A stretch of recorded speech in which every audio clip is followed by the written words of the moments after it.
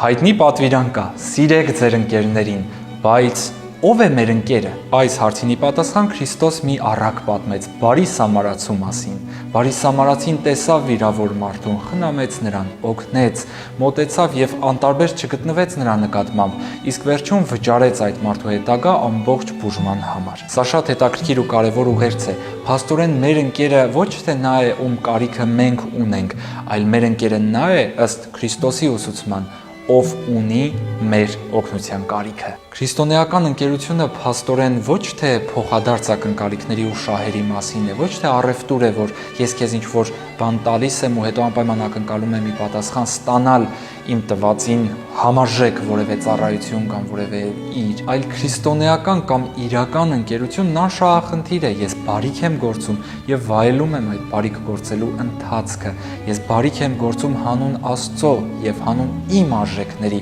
ոչ թե հանուն նյութական ինչ-որ փոխադարձության։ Անձնվիրություն, արժեհամակարգ ու սեր։ Հենց սա է իրական ընկերության իմաստը։ Հայի դեպ իմաստի մասին։ Կարդա նկարագրությունը անցիր իմաստի էջում կցված հղումով եւ այնտեղ շատ ընկերներ կգտնես, շատ մարդիկ, որոնց մենք պետք է օգնենք։ Եկեք օգնենք իրար, մանավանդ այսօր դա շատ կարեւոր է։